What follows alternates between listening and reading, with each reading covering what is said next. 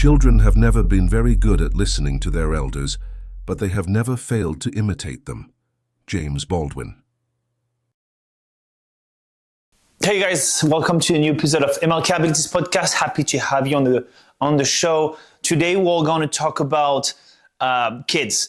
So it's a topic that is very important because this is about the next generation. As you know, or may know, or not, at MLK Abilities, we do run some kids program and some kids camp. And I'm here today to share a bit of knowledge and personal experience I have with kids that are not mine, obviously, and that we have to deal with a bunch of them.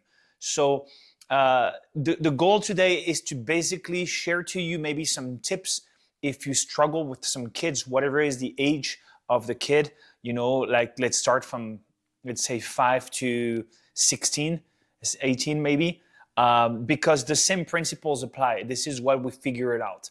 And we also want to give away some tips because today the society is very comfortable and the kids are part of the society and they see how adults behave and they just copycat, right, and become the same. And so we have to make sure that basically we keep a kind of a way to raise children like it used to be in the 90s, 80s, 70s, but with some differences in terms of, maybe sometimes they were too strict with one gender more than another. In the end, girls and boys are different. There is different approaches, but there is also a shift that we cannot ignore and that is actually happening just at our plain sight, basically. So again, I'm not an expert. I would not consider myself an expert into kids' behaviors and so on, but by experience at MLK Abilities, we want to help the next generation to get some skills, not new skills, but some skills that are relevant for themselves and the society in the future, so they become leaders and they become pillars of the society instead of dumb human beings doing crap stuff, taking drugs, drinking alcohol, being dependent and having poor life choices and so on. So this is what we do. But also we bring some fun through a very interactive environment, which is the obstacle course, where we allow them to express themselves physically, but also mentally because of the difficulties you can sometimes find and go over through some obstacles more than others. And as well as how to work as a team, how to communicate accordingly and properly with your teammates when you are tired, when you are under stress, where you don't want to do this. All the things are stuff that kids need to learn, because if they don't even experience it a bit before going into the big world as an adult and trying to be independent and making their own money and starting their own business and starting their own relationship where there is no guideline, if they don't have these basics, it will be very tough. And then they become dependent on you as a parent, as we already see that in our generation, where we see some grown men and women that live in their parents' house at 25, 30, 40 years old and sometimes older. That's not normal. That's not good. There is a big mistake here, I think. There is a lack of accountability and work. Anyways, let's jump into the topic. So basically, we run two camps. The first one is a spring and summer camp called the Warrior Kids Camp.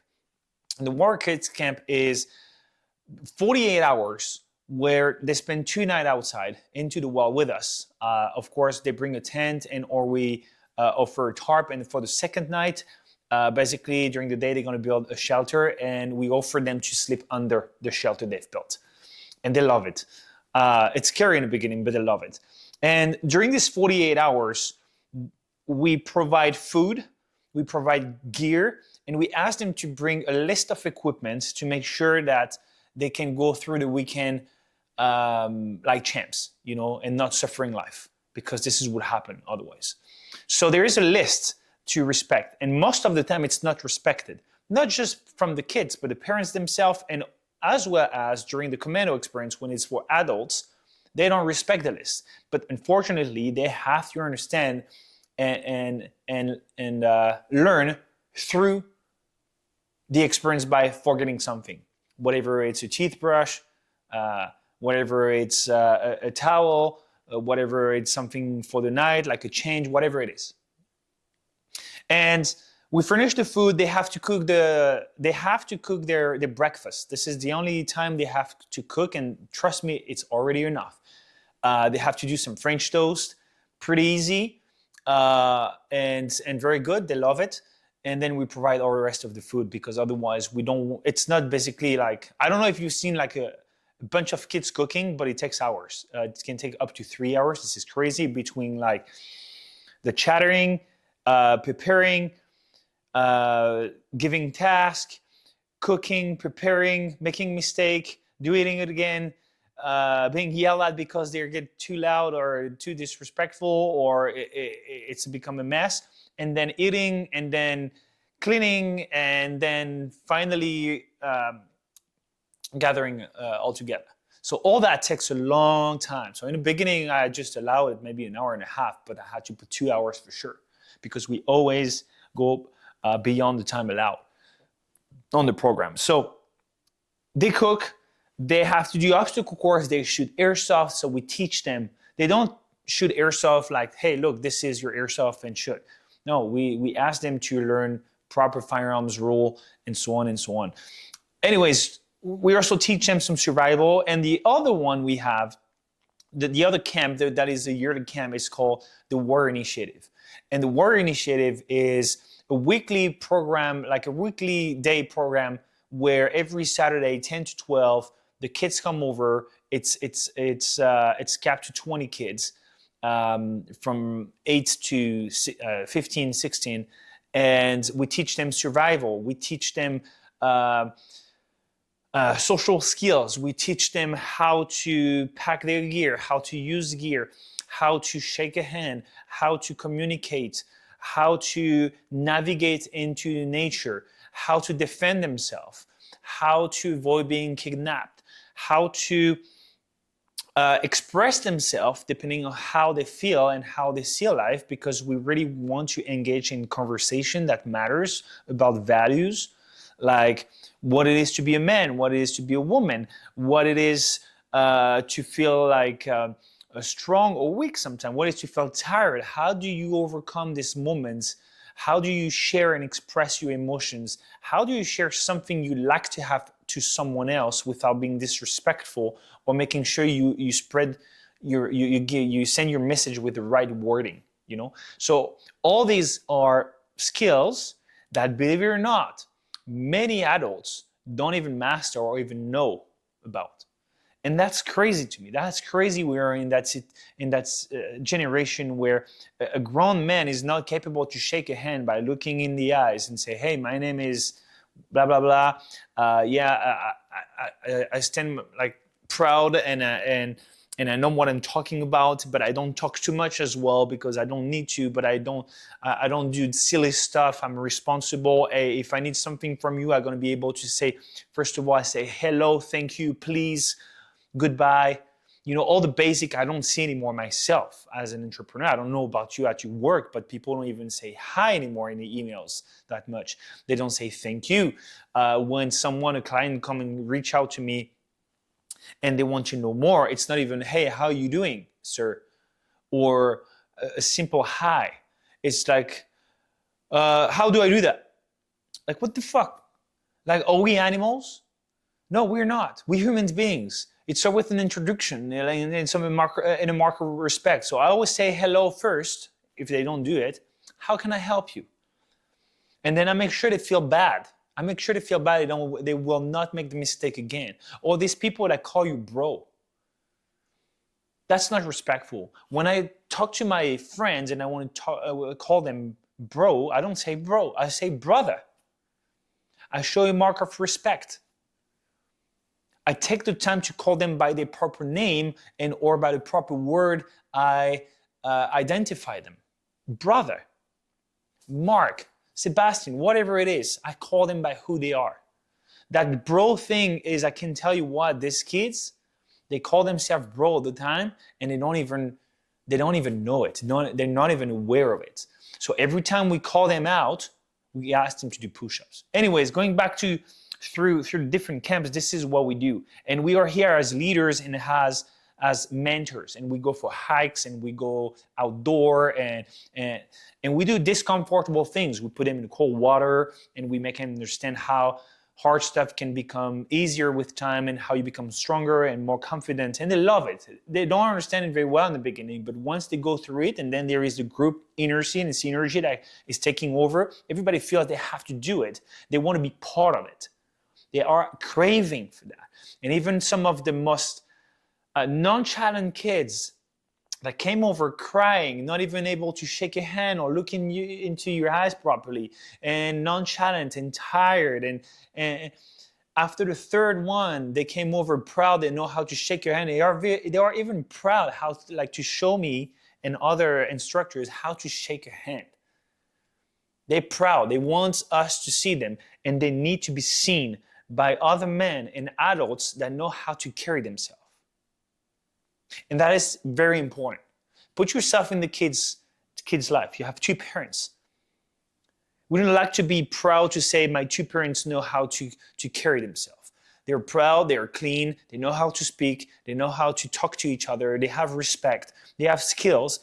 I know I can count on them if something gonna happen. My dad is fit, which means if he's fit, I know he can save me from a fire in the house or a wildfire coming over and taking over the job to protect the house to make sure we don't lose it.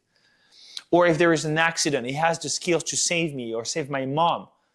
Or if someone tried to attack me or my mom or himself, he knows how to defend himself because he's fit and capable and he's smart. So it's so empowering as a kid when you see that, and you want to be the same. And it's not just as a parent. You want to surround your kids with capable people. Choose the school where you put your kids. Choose whatever it's a school or homeschooling or an organization. Talk to the people and go see the people that are in this organization. I won't mention the name, but there is a kind of organization that organizes activities for people around a bit everywhere in the country. And that leader, it is actually the leader, came to me one day during an event at the booth. He came to me and he said, "Hey, look, what's going on, man? Like, I see you're from this. I know you have like good people that want to become better and so on. What about doing an off-school course? Like you do a team building activity." The first thing he said was like, "Oh, no, if I cannot do it, all my mates cannot do it, I'm for sure. Like I'm not fit, or they're not fit and so on." I'm like, "Are you actually a leader? Or are you actually the man that is supposed to show the way to your community by saying like, if I cannot do it, they cannot do it? Like who are you to judge them first? To take such decision with such ego to jeopardize your teams and partners?" So yes, you're not fit, but what about you stop talking and saying no to opportunities that help you to become better, and you go into the gym or whatever, even outside or at home, and you start moving? Because as a man, you need to move. And showing to your wife and others in your organization that you are an actual leader, because just by the way you look. To me, like, if you look fat or unhealthy, I don't take you like very seriously. You can tell me all the stories you want, all the things you did in the past, whatever it is. I don't give a shit. And I'm sorry about my words here. Maybe I'm too hard, but the world needs to be bullied a bit more. They need to understand and know and hear what's going on, because it's not helping them to tell them, "Oh, no, that's fine. You can stay like this. Nobody, you don't feel fit enough. If you think you cannot do it, I'm sure your friends cannot do it." Should we really entertain that? Like keep that mindset going on? Absolutely not, because we're doomed. Because we encourage ourselves and each other to stay unhealthy, to stay everything but an example. And I was sad for the men. And I was sad for the people of this organization. And look, after that I checked some picture from that organization. They're all unhealthy. They don't move enough. They talk, but they don't do. And I don't care how good you are in one skill. You have to be good, like overall, like if you show me that you're capable to take care of your temple, which is your body, it means a lot. First of all, you have consistency, discipline, motivation. You have all of this that prove me that physically you're taking care of yourself. So I know you can take care of any other task. And you can blame time. No, you can blame like people. You can blame the government. No. Blame yourself to push the button snooze every time. Anyway, sorry, I went off track. But the kids are watching. That's what I mean. Now, how do we solve that issue? You're a kid, you're going to test boundaries of adults and so on. You're going to do that. This is what you're meant to do and to be. You have to understand the world. You're going to do mistakes, adapt and overcome, depending on what you receive as an answer.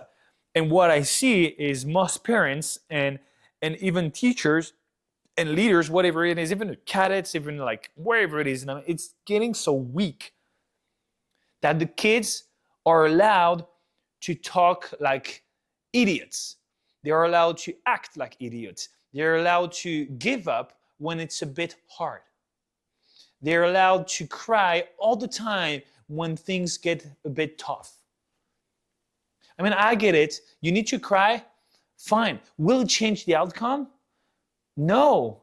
Unless you have an adult that's going to come to you and say, oh, buddy, you're crying. Oh, no, poor boy, poor girl. No, that's fine. You can stay on the side. You don't have to move. You don't have to become better. You don't have to experience. That's fine. We have a solution for you. Just cry. And I'm going to do it for you. Do you think it's helping the kid? Of course he's going to be happy. You're going to do the things for himself or herself. But in the future, when they won't have that adult or that government entities or that organization where you actually already have enough people not ready to take care of themselves, do you think they can trust them? Do you think they're going to be there for them? They won't. The life going to be even harder because they're going to be seen as weak because they're grown men or grown women. They're not capable to take care of themselves. They don't have any skills. They didn't receive it. You know what? I don't blame them because it's the fault of the parents. It's not the fault of the kid. The kid is here, he's looking in you as a mirror, and he's doing the exact same thing. If you're not ready to become better, your kid is not getting better. It's like leading by example. How do you want to tell a kid that you should do that camp, you should do that sport, you should become this and that? If even yourself, you're not capable to set some goals for yourself and doing the job in front of them, not just when they are watching, but they're not watching, but where they're watching you by waking up every morning, going to the gym, showing up accordingly in front of a woman, treating women and animals with respect, doing the work even when it's hard, like crying even if it's not well seen, if you're capable to express yourself and look, sometimes it's hard. I'm sorry you see that, but I'm also a human being. It doesn't mean you have to become Superman. You just have to do the things you should do for yourself and tell them that this is okay, that you go through hard stuff. This is okay that you still have to go forward, but this is not okay to stop all the time because it be the first obstacle. So now how do we solve that? Is first of all, we force them to do it. And no, this is not child abuse. It never been a child abuse when, as a parent, when you were a kid, when your parent told you have to go and brush your teeth, you had to. You forced to, because otherwise you become like, like you have a terrible mouth. You're unhealthy, you're sick, and then all the problems add up. And then who's responsible? Your parents again. No, they force you to do like the clean up, to brush your teeth, to take a shower, to eat, to go clean up the things or put the garbage out. But this is the same to do it should be the same to do hard stuff, or to talk accordingly and properly. Instead of saying, bro, say, no, sir, when you don't know the person, no, sir, because the thing as well, you put these kids in danger in the future because they're going to talk to someone that don't give any damn about who they are. If you talk to them like, hey, bro, what's going on? Like, what are you doing? They're going to take a slap in the face right away, if not worse. Some people kill for less than that. In some countries or in some places in your own country that thinks is a civilized country. Some people don't care. I've seen people like giving headbutts to people just because the way of they look at them. I don't say it's right, but acting like this is not preventing it. So you have to act accordingly and treat everyone with respect, like you like to be treated. But last time I talked to a kid and say, would you like me to call you bro all the time? Like, I don't know you. You're not even my kid. You're not even my friend. And they say, I don't mind. It shows the lack of self-respect they have for themselves. You can call them piece of shit. They're going to be fine with it. This is not normal. They're going to accept it. They're going to take it in a way. They can cry after, but they won't speak up for themselves. And that's a big issue. So what we do to solve the issues? Very simple. Push-ups. Running around. Go touch the tree over there. Simple games. Sprint the fastest possible. Do 50 push-ups. Do this.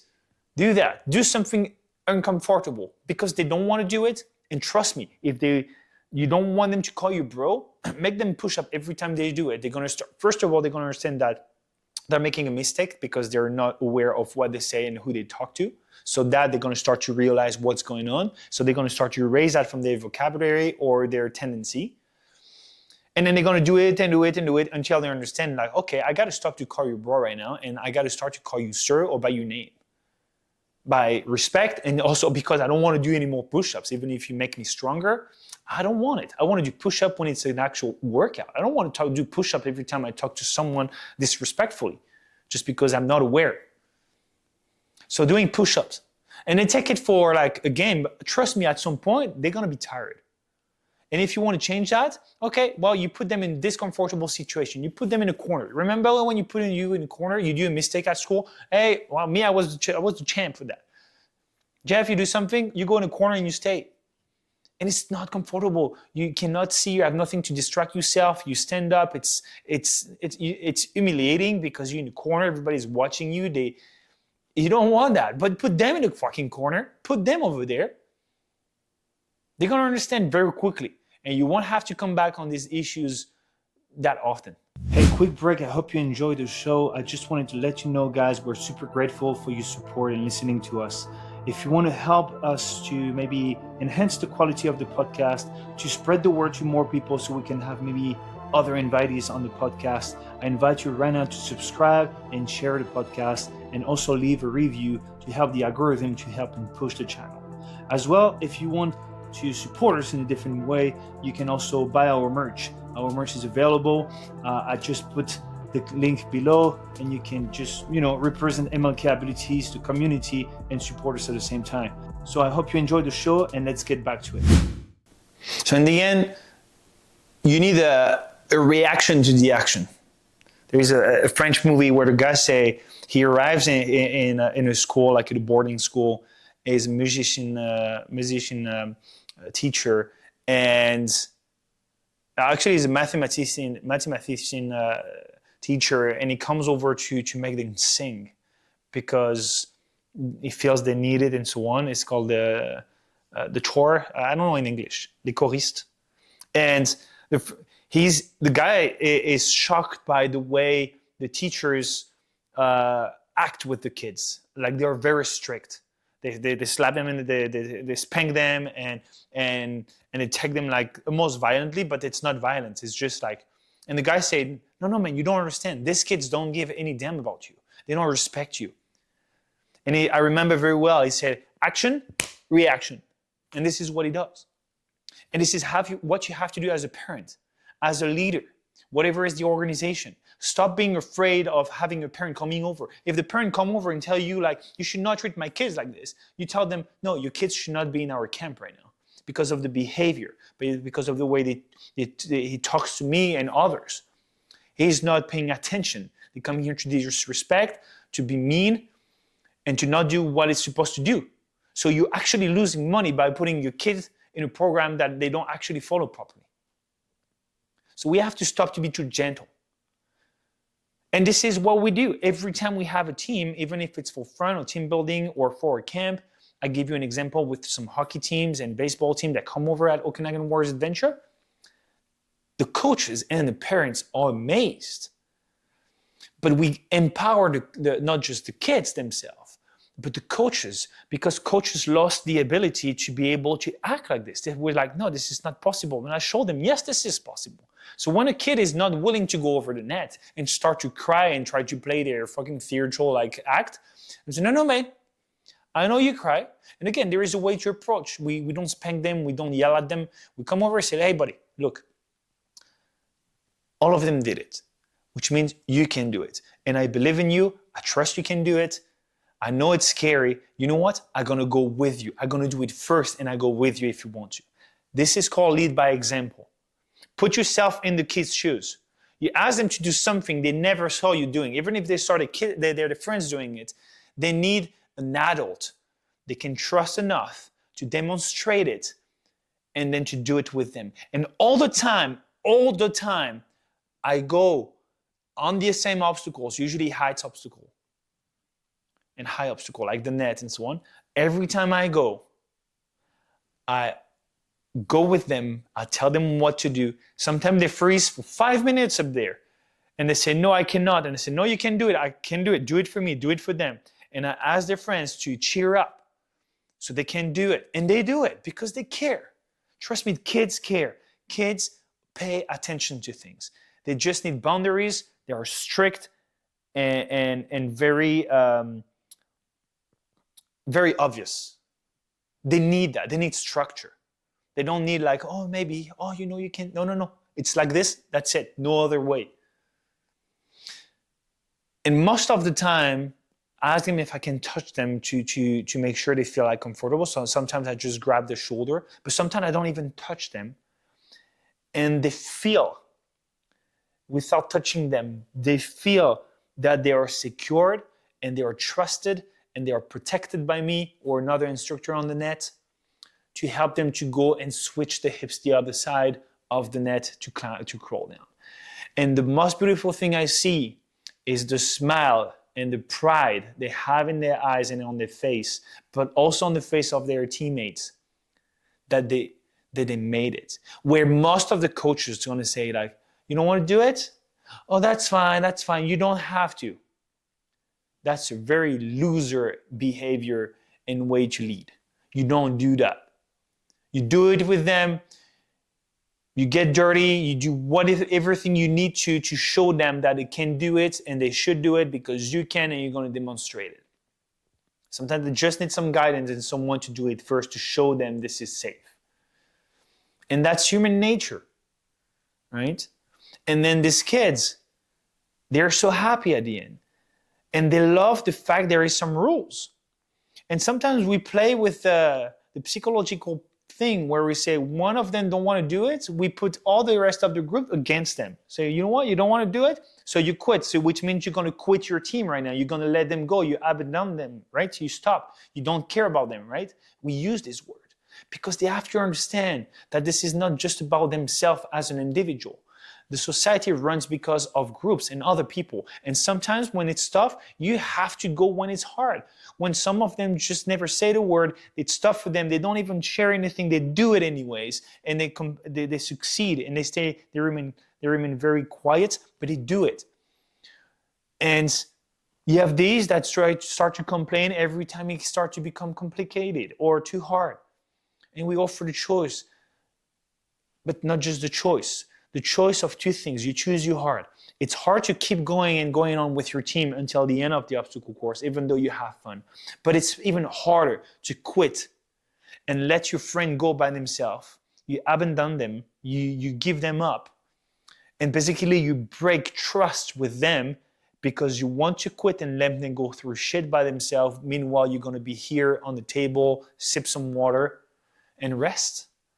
That's tough to be in that position of a loser, of someone that gave up just because it was a bit hard, even though they knew they could do it. And that's what we do. We don't let them go that way. And they thank us. The kids have a big smile. They want to come back. It speaks volumes. I don't talk about the coaches or others that talk for them. They come to us, shake a hand. Thank you very much. Thank you, man. Thank you. See you soon. I'm going to come back. And they come back. They are even more pride to show to the new people how to do it. It's not just obstacle course. It's through other activities as well. And if they don't listen, we give them basically the choice of two hard things to do. And if they choose the wrong way, you know what? If they actually choose to go that, I'll say, well, you're going to give me 100 push-ups and then you can go. We try to put more hearts to think on the wrong way to go to make sure they are disgusted by this way and they don't take it anymore, even in the future when we are not here, but when they are by themselves. We make them understand that, look, this is the situation you're in right now. You have two choices. Here are the two consequences. Which one do you want to live with? Which one you feel comfortable with and or pride with? And usually, once they understand and do that once, they use it for the future. But we still need to keep them. It's not, and as I say to parents and coaches, it's not during the 2 hours or the 2 days we are with them that we're going to change them for the rest of their life. So maybe we will do for some of them or for a period of time. But it's up to you, parents and coaches and organizers and so on, to keep doing the job and keeping the structure in place. Look, take example, take notes, I don't care, and just repeat with these kids again. There's a fly. Anyways, so that's what you need to do as a coach, as a parent. Make your kids do push-ups. Humiliate them if you need to. Do squats in the middle of a mall. I don't care, but I'm the parent, you're the kid, you don't talk to me like this. You shake their hand and you say hi to people, you say thank you when someone gives you something because this is the way I raise you. And trust me, it's gonna go a long way for the kids. And again, I'm not a parent yet. But I can feel myself as a parent of, I don't know how many kids, especially weekly, we have to deal with. From different backgrounds, different families, different values, and we all have to make them fit in a proper way to navigate life in the future, to become strong kids and strong adults. So make them do push-ups, keep them in a discomfortable position or situation. Raise your voice when you need. You don't always need to raise your voice, but sometimes they speak loud, and I do a big like, hey! And if as a man you're capable to do that, trust me, you're gonna get a lot of attention, especially if you stand by your words, because they know that when you say, you do. So don't play the game as well with the kids. Say, hey, if you don't do that, I'm gonna do this with you, and it never happens. Kids are smart. They know you won't do it. You don't have the balls to do it, man. So as a father, as a leader, or as a coach, when you say, look, if you talk to me like this another time, you're going to do like 100 push-ups over there, or you go back home, you're done. And when it happens again, you do it. Trust me, they're going to do it one time, even if it's not maybe convenient for you at this time. You do it because now you build trust and you build like respect.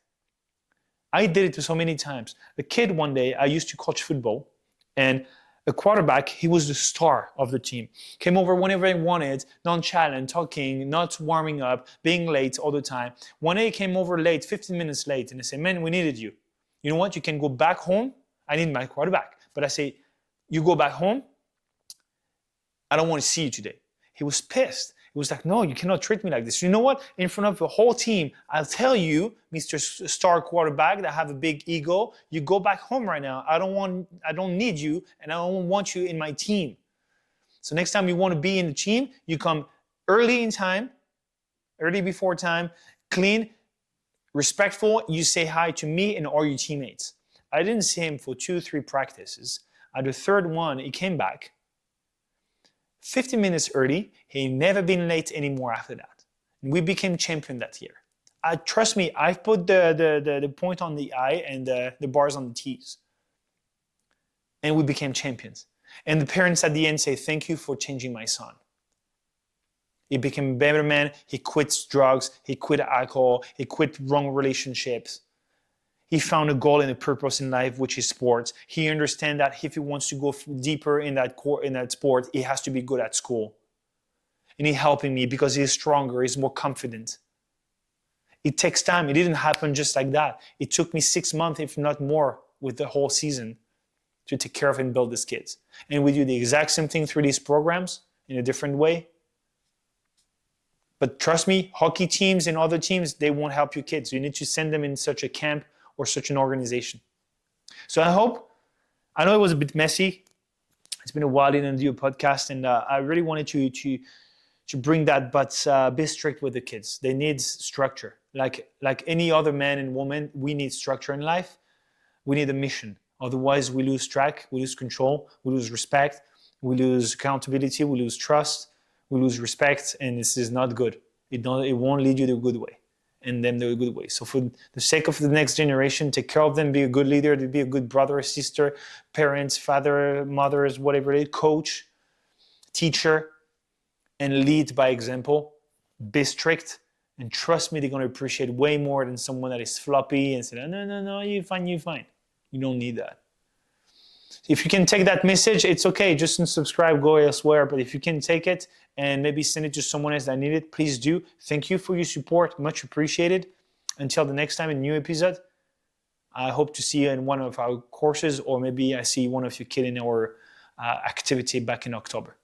A last thing I'd like to add, Saturday, 29th of August 2026, we start our first session called The Hearth, which is a men's club. We're starting in Penticton.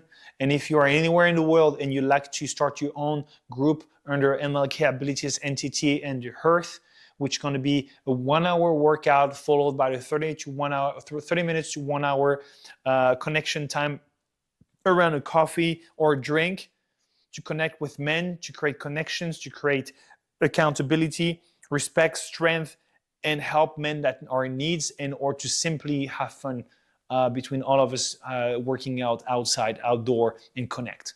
So if you want to be part of it, this is completely free. All right. I put the link in the description. You can visit the website or the webpage, and if you are too far, you can also subscribe to our membership that we start the 29th, where you're going to receive a workout program every week and more t-shirt, patch, and other perks you can access. So I invite you to check it out on the link in the bio. All right, take care, guys. Thank you again for your support. Subscribe, like, share, and until next time, take care.